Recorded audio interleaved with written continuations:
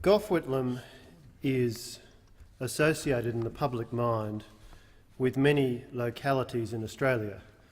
Perhaps three that stand out are Cronulla, Cabramatta and Canberra. But this highly educated and erudite Australian had an association which may not be as well known, but I want to reflect on today, which is his association with the Upper North Shore, an area falling within my electorate of Bradfield. And I want to speak in particular of his association with the prominent boys' school Knox Grammar at Wahroonga.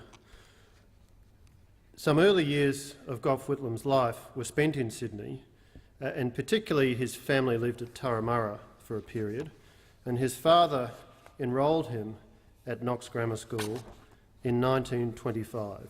That was relatively early in the life of the school, and in fact he was number 93 on the school roll.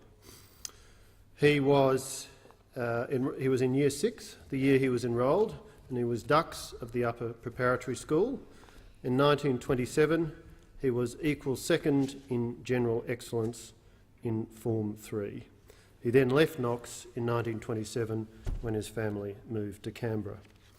He returned to Knox Grammar in 1974, of course when he was Prime Minister, to be the guest of honour at the school's speech night, a very significant speech night for the school because it was the school's 50th anniversary.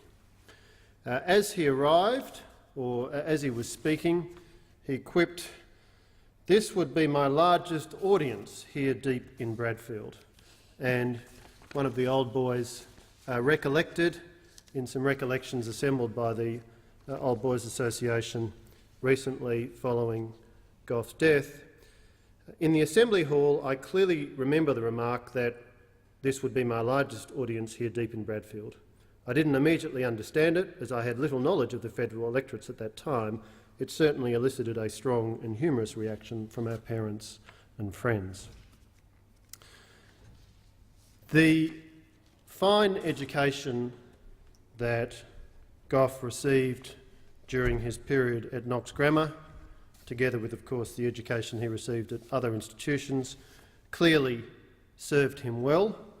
And I want to conclude by quoting from what the present headmaster of Knox, Mr John Weeks, had to say in his column in the school's newsletter recently.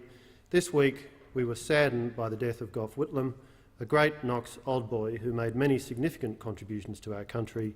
Our flags were flown at half-mast in honour of Mr Whitlam.